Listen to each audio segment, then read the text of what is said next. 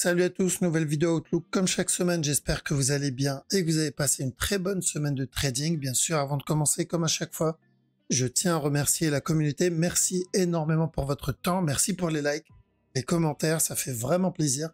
N'hésitez pas à me suivre sur Twitter, vous avez le lien dans la description. Et sans plus tarder, on va attaquer la vidéo. Let's go.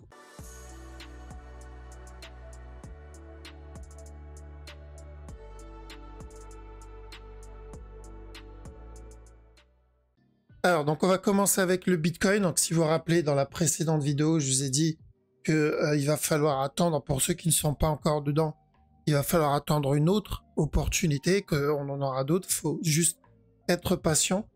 Et bon, apparemment, il fallait pas être trop patient, vu que le timing était plutôt bon. J'avais dit même, l'idéal, c'est qu'on obtienne une impulsion en 1 heure. Là, ça nous donnerait une bonne opportunité pour rentrer ou rentrer si on n'est pas encore dedans.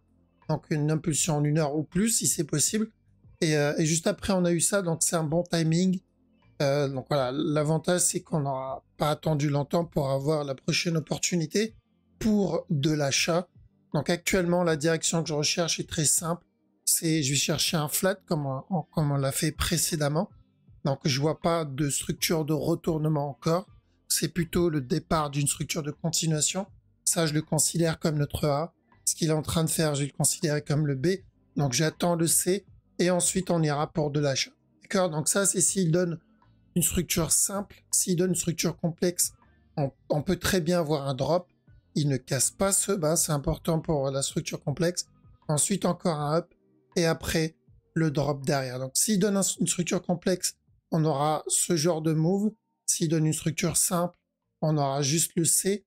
Et ensuite, un push. Donc, à chaque nouveau plus bas, tant qu'on reste dans cette zone, c'est une bonne opportunité pour chercher de l'achat et focus les buy setup. D'accord? Donc, la dernière qu'il a donnée, ça a été plus bas. Ici, on a eu celle d'avant, ça a été ici, et celle d'avant, ça a été là. Donc, c'est là où je suis. Ben, là, il nous en donne une autre. Donc, l'avantage, là, c'est que Bitcoin, il prend le temps de donner des beaux petits setups, que ce soit en 15 minutes ou en 1 heure. Et en parlant du 15 minutes, on fait attention, donc ça concerne ce que je suis en train de voir ici, 1 heure et 15 minutes.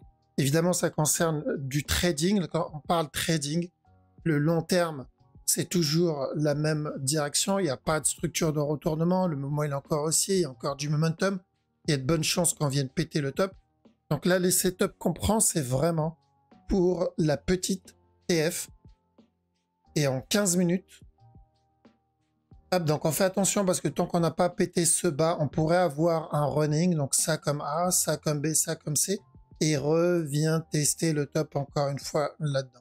S'il vient péter ce bas, c'est qu'il viendra péter le dernier plus bas, et on pourrait être ou dans notre C, ou dans une structure corrective plus complexe, d'accord? Ou dans le A, B, C en 3 temps avant le buy, ou une structure corrective plus complexe, c'est-à-dire le drop, le up, et on attendra le C plus grand avant le buy. D'accord? Donc c'est classique. On part pour un régulier simple ou pour un plus complexe, mais c'est plutôt haussier. Donc on fait attention à chaque nœud plus bas. S'il y a des buy setup, ça se tente. Je pense que c'est un peu trop tôt pour le moment, mais c'est ce qu'on va surveiller. Sur ETH, ça va être à peu près la même chose. Donc on a eu cette impulsion, on a eu ce drop. Là, j'aimerais bien voir finir le C sans casser ce bas et ensuite continuer à push. D'accord? Très simple. On verra s'il développe une structure complexe. On aura largement le temps de le voir si c'est le cas. Pour le moment, on va partir sur du simple. Donc, comme j'ai dit, le A, le B, on attend qu'il termine le C. Ensuite, on cherche le buy. BNB. Alors, BNB, on pourra avoir une structure... c'est encore haussier pour le BNB. Donc, on a atteint notre objectif daily, évidemment. Donc, c'était revenir péter le top. Donc, ça, c'est fait. Mais en interne, voire même 15 minutes. D'accord? Parce que là, c'est ce qu'il va falloir prendre. Ça va être juste des mouvements de 15 minutes, vu que la structure long terme, on l'a déjà donc atteint, donc validé. En 15 minutes, on va faire attention ou à un running flat d'abord, revenir tester ce bas, et ensuite, on va chercher de l'achat. Ou sinon, directement, donc s'il donne des setups ici, revenir péter le top. D'accord? Donc, je vais mettre les deux couleurs pour montrer que la direction ne change pas vraiment. L'objectif, en tout cas, ne change pas. ou il donne un dernier plus bas avant le push, ou il corrige ici avant de venir péter le top. Donc, je le vois bien revenir tester le top encore une fois, mais je dois faire attention. Tant que ce top n'est pas cassé, vous connaissez la chanson maintenant, tant que ce top n'est pas cassé, je dois faire attention à un potentiel running, d'accord? Mais ouais, revenir péter le top, c'est l'objectif. Le dot, c'est exactement la même analyse que ETH, quoique il y a aussi ce C là. Donc, non, le dot, j'irai pour ce running déjà, parce qu'on attendait ce A, ce B et ce C. Si vous vous rappelez, je vous ai dit j'attends un drop et ensuite une continuation. Donc techniquement, on a eu ce drop et la continuation. D'accord? Donc je peux considérer ce mouvement-là comme faisant partie du running. Ok? Donc je vais surveiller en interne ce qu'il va me donner. Est-ce qu'on va revenir péter le top directement ou est-ce qu'on va avoir un plus gros B? D'accord? Donc un C ici, le C là. Donc il va finir le plus gros B et ensuite le drop avant la continuation.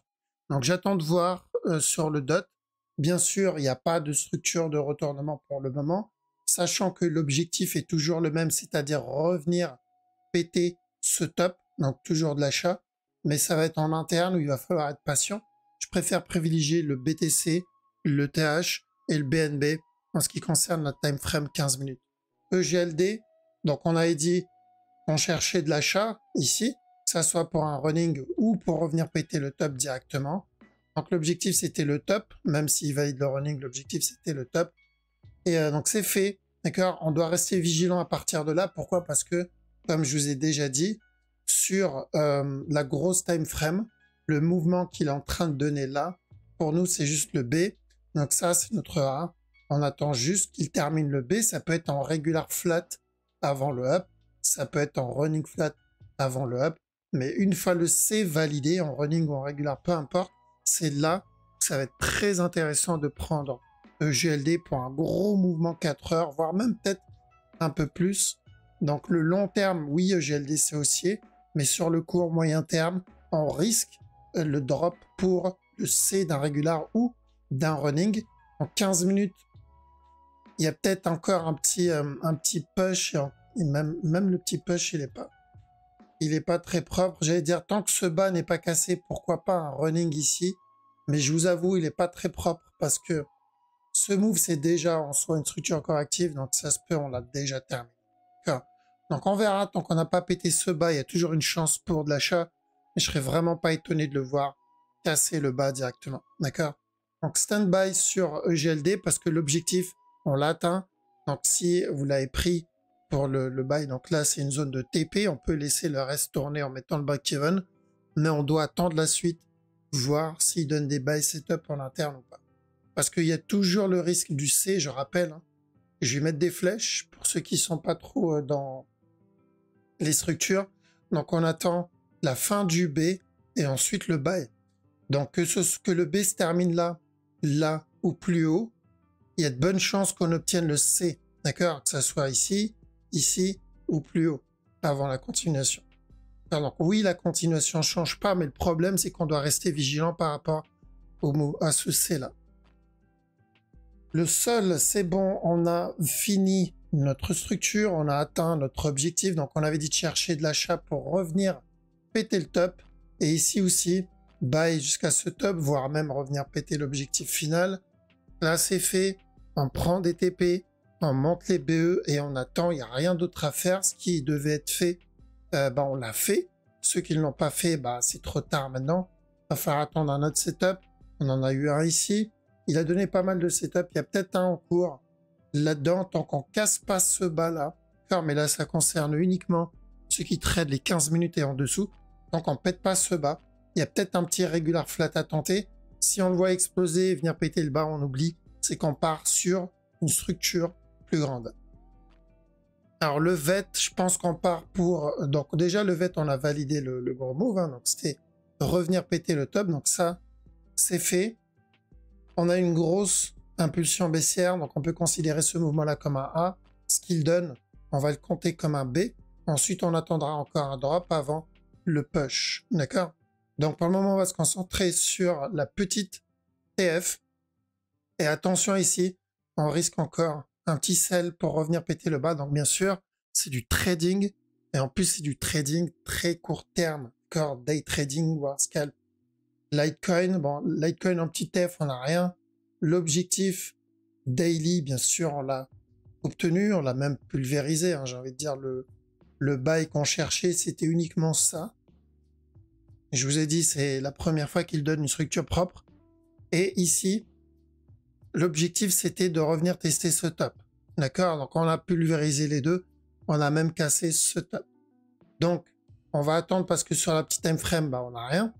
Par contre, sur le plus gros move en daily, fais attention sur cette structure. Donc, où on est sur un regular flat. Donc, il y a toujours le risque de ça avant le gros retournement parce que cette analyse, on l'a fait ici. Pour ceux qui regardaient l'analyse à ce moment-là, quand on était là, si vous vous rappelez, je vous ai dit quoi? Je vous ai dit, on attend un B, un C avant le buy. D'accord? Donc, pour moi, on est toujours dans ce B. Est-ce que ça veut dire le B est terminé? Pas spécialement. Donc, le B, il peut continuer à corriger encore. Tout ça, ça peut être un A. Ce qu'il a donné comme A aussi en interne. Ce qu'il donne ici, ça peut être un B. Il peut avoir un drop pour un C. Ensuite, encore de l'achat. Donc, ça, c'est pour la grosse time frame. On garde en tête que le mouvement est plutôt correctif. D'accord? Et tant qu'il reste correctif comme ça, on doit rester vigilant. Je supprime pas la possibilité de l'expanding. Évidemment, on l'a toujours en tête. Ça peut être notre A.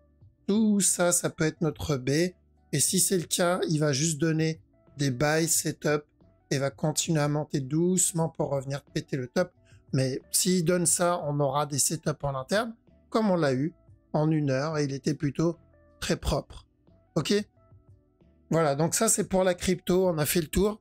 Donc, fallait être patient, mais bon, apparemment pas trop longtemps. Le mouvement, le drop qu'on a eu a été assez rapide, hein, juste après la vidéo.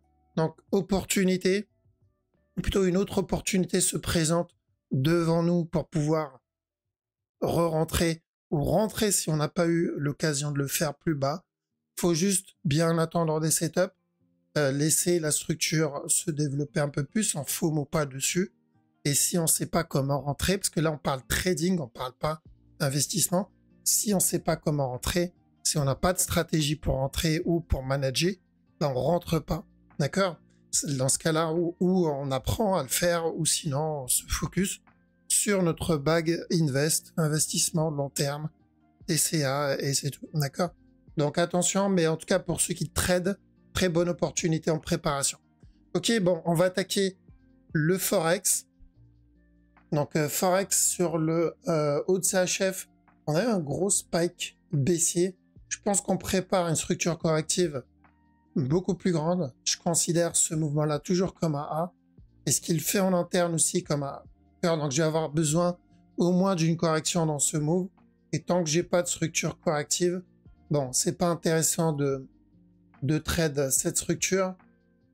Aude JPY, est-ce qu'il nous prépare un running en interne? Possible, s'il y a des sell setup, je vais tenter les sell setup. Bon, pour le moment, il n'y en a pas. Mais si je le vois corriger ici, je tente pour revenir péter le dernier plus bas. Ok, donc on attend une structure corrective si on veut rentrer dedans. Pour le moment, on n'a que 2 mouvements agressifs, donc il n'y a pas grand-chose à faire là-dedans. Ici, à la limite, c'est plus intéressant. Donc chercher des petits sell setup, pardon. Je pense qu'on va partir pour un plus gros flat, mais on peut considérer ça comme un A. Là, il est en train de donner un petit flat, donc à chaque nœud plus haut, chercher de la vente pour revenir tester le bas, encore une fois. 4 CHF, alors il y a de bonnes chances qu'on revienne tester le top. Donc je cherchais un flat d'abord ici, et ensuite le C du running, d'accord? Il a décidé de donner le C du running tout de suite, parce que oui, je rappelle, il y a ce move. On cherchait un running ici, avant le buy. Donc on peut considérer le mouvement qu'il a donné comme notre C. Donc l'objectif, c'est de revenir péter le top, encore une fois. 4 yens, on part pour notre A. Plus qu'à attendre un B, comme pas mal de crypto. Hein. Donc ça comme A, on a cassé donc, le bas ici, on a terminé notre running en interne ici. Donc plus qu'à attendre notre B, et ensuite encore de la vente pour le C, probablement pour une plus grosse structure. On a aussi le CHF Yen, donc on part pour un plus gros flat ici, ce drop, ce up, encore un drop ici, et après on tentera les buy setup pour revenir péter le top. Donc on part pour un regular flat simple, le DAX, pas grand chose ici, le mouvement est parti. 15 minutes, je pense pas qu'on ait grand chose non plus. Peut-être en 5 minutes à la limite, mais c'est plutôt correctif encore, donc même s'il donne un petit running en interne, péter le top. Mais en 1 heure, pour le moment, le mouvement il est encore agressif, il n'y a pas de raison de rentrer dedans. On a le DXY qui est correctif. Donc ça peut être un beau petit sell qui se prépare, d'accord? Donc ça comme A, ce qu'il donne comme B. Chaque nœud au plus haut, tant qu'on n'a pas pété ce top, on doit faire attention au drop pour le C. S'il y a des sells, c'est top. Ça peut être pas mal. Euroad, on cherche de la vente pour un running flat. Donc nous, on cherchait un regular flat à la base avant le push. Maintenant, on va chercher un running. Et ensuite, revenir tester le top. Encore une fois, donc on tente les sell setup si on a des sell setup dedans. Et en petit time frame, donc attention, même si on a un petit push en interne, donc on privilégie plutôt le running tant qu'on n'a pas pété ce top. D'accord? Donc l'objectif, toujours la même, le C pour un plus gros running flat, donc 1 heure, voire même 4 heures. Eurocad. Alors Eurocad, je cherche une plus grosse structure corrective sur ce move. Donc on a eu un beau petit buy setup là-dedans, il a validé, on a eu un ici aussi. Je considère ça comme un A, ce qui me donne comme un B. Donc tant que ce top n'est pas cassé, je cherche de la vente pour un C, probablement pour un plus gros flat. Donc euro-yen aussi, on va chercher un plus gros flat sur ce move. Donc je considère ce mouvement-là comme un drop. Donc à chaque correction que je vais obtenir, je cherche de la vente jusqu'à ce bas. Tant qu'on n'a pas cassé stop, je privilégie de la vente dans cette zone. Euro-NZD, alors le mouvement est plutôt correctif. Je pense qu'on va venir péter ce top-là, d'accord, pour un plus gros flat, tout simplement. Et ensuite, pourquoi pas encore de la vente. 15 minutes. Le mouvement est plutôt, pour le moment, est plutôt correctif ici. Donc, je ne serais pas étonné de voir donner encore un push et après continuer son up pour venir valider notre regular flat. Euro-USD, on va chercher de l'achat sur ce mot plutôt classique pour un régular. Donc là, on a eu le up, on avait dit on cherche de la vente. Ça, on l'a validé. Maintenant, on va continuer. Tant que ce bas n'est pas cassé, on cherche de l'achat pour revenir péter le top. GBP Oud. Alors attention, on peut avoir un running. Par contre, en Euros Time Frame, je crois qu'on commence une plus grosse structure. D'accord? Ça comme A. B, C, si on veut un up. Mais tant que j'ai pas ce C, c'est pas intéressant. Et un petit time frame, attention à un running, on pourrait l'avoir là-dedans pour le push et revenir péter le bas. S'il l'a déjà fait ici, ce qui est possible, d'accord, parce que la structure est plutôt propre pour un running là-dedans, on risque encore un autre push pour casser ce top. Donc attention. GBP CAD. Plutôt baissier sur le GBP CAD. D'accord, donc on cherche des sell setup tant qu'on n'a pas pété ce top. Revenir tester ce bas au moins pour une structure corrective plus grande et au mieux sinon ça serait encore mieux s'il nous donne ça, ce qui revienne tester ce bas, d'accord, celui-là, et après on continue sans push directement. Donc on tente les sell setup pour le C d'un running, je crois, running ou régular. GBP JPY, donc je cherche de la vente pour le running et ensuite la continuation, donc ça n'a pas changé. Sur GBP NZD, bon, on est parti pour venir péter ce top, j'ai l'impression, j'espère que non, d'accord, parce qu'il y a toujours cette structure que je n'invalide pas tant qu'on n'a pas cassé le dernier, donc ce plus haut là. Donc ça peut être une plus grosse structure, certes, mais je vous avoue que le running là, si c'est censé être un C, bon, c'est le plus correctif. Donc je reste vigilant, même si nous on voulait de l'achat ici pour un running flat, et ensuite le drop. Le problème là que c'est beaucoup trop. Ça voudrait dire s'il se retourne ici, on part pour un expanding. Donc il y a peu de chance. GBP USD. Alors le mouvement ça va être en interne. Donc je cherche minimum un running. D'accord. Et ensuite pourquoi pas un push. Sur la time frame au-dessus, le mouvement est toujours évidemment correctif. Donc c'est où il le valide tout de suite, ou il nous donne encore un autre plus bas. Et ensuite, il vient le valider. NZD, CHF, donc on a eu notre grosse impulsion. J'aimerais bien qu'il valide un drop et ensuite le push. Pour le moment, c'est trop petit pour que ça soit considéré comme le C. mais ça peut être pour un futur C. Donc, il vient valider notre structure corrective en interne et ensuite il nous donne la future, la future structure corrective pour notre running qu'on attend ici. D'accord? Donc attention, j'aimerais bien voir encore de la baisse sur ce move minimum pour venir corriger cette structure. D'accord? Mais je n'oublie pas la plus grosse time frame qui est encore en cours, NZD USD. Donc on part pour ou un running ou un regular flat. Donc on l'avait déjà vu, je vous ai dit ou de la vente pour un running ou de la vente pour un regular flat. C'est toujours pareil. Pour le moment, il n'y a pas vraiment de structure de retournement. S'il continue à corriger ici, c'est qu'il compte venir péter le dernier plus bas. Donc NZD JPY. Alors je ferai attention au cas où il y a un running caché quelque part ici. Mais pour le moment, même si c'est un running caché, je veux voir au moins une validation, une confirmation pour de la continuation. Donc je veux voir une structure corrective ici. D'accord? Donc je pense la semaine prochaine, ça va être plutôt dans une phase corrective. Et USD CAD, donc on cherchait de l'achat sur ce move, on cherchait de l'achat ici. L'objectif c'était de revenir péter le top. Donc ça, c'est fait. Maintenant, on doit faire attention à chaque nouveau plus haut parce qu'il y a le gros retournement qu'on risque d'avoir. Et en petit time frame actuellement, bon bah il a l'air d'être en train de range. Donc tant qu'on reste au-dessus de cette trend, on peut chercher encore un autre push dessus. USD JPY, donc c'est plutôt de l'achat pour un regular flat là-dedans. Ce A, ce B et le C ici, donc pour revenir péter le top. Ensuite, on a l'US Oil qui, lui, est venu valider notre flat, déjà le gros running flat. Celui-là, on l'a validé. Et ensuite, il y a eu celui-là qui est revenu tester le top. Pour certains, c'était un running, d'accord? Pour certains, c'était un running, mais l'analyse était la même, c'est-à-dire revenir péter le top. Donc ça, c'est fait. Là, il va falloir attendre la suite. Donc, il n'y a pas grand-chose à faire ici. Le silver, donc on s'est bien retourné dessus.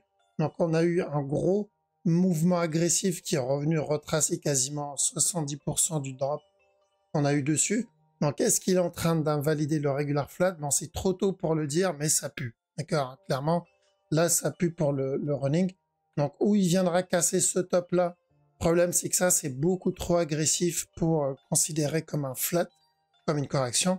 Bon, après, c'est le silver, il fait pas toujours des trucs propres, où on va avoir juste une plus grosse structure et on validera quand même ce top. Donc, tant qu'on n'a pas pété ce top, bah, le régular n'est pas invalide. Et j'ai envie de dire, en fait, même si on vient péter le top, ça n'invalide pas spécialement le flat. D'accord? Même s'il décide de venir péter le top, en soi, le mouvement ne change pas, il reste quand même correctif. Donc, il faudra rester vraiment vigilant sur ce move. Sur la grosse time frame, bien sûr, ça ne change pas grand-chose. C'est où il valide ça comme un flat. Et ensuite, on a notre running. Ou sinon, il valide il valide le running ici. Ça me semble très peu probable que ce mouvement-là soit le C d'un running. Très peu. Donc voilà pourquoi j'irai toujours pour le moment, je garde ça comme une structure corrective. Le gold, nickel. Parfait pour le gold. Donc, on cherchait de l'achat. L'objectif, c'était de revenir péter le top. Ça comme A. Le B et le C. Donc ensuite, une fois le top pété, on fera attention à de la vente. Maintenant, on va surveiller. Est-ce que s'ils se suivent, si le gold décide de valider le regular flat ici pour drop et revenir tester le bas, peut-être que ça validera du coup derrière le silver pour une structure corrective plus grande ici et revenir péter le bas. D'accord? Donc, j'y crois pas trop au running flat là-dedans. Je pense qu'il est en train de faire un truc un peu plus grand. Mais on verra. D'accord? On verra d'ici là. Voilà, donc on a fait le tour de la crypto. On a fait le tour du Forex. Merci les amis d'avoir regardé la vidéo jusqu'au bout. Faites attention sur la structure. Prenez soin de vous. Je vous dis à la prochaine. Ciao!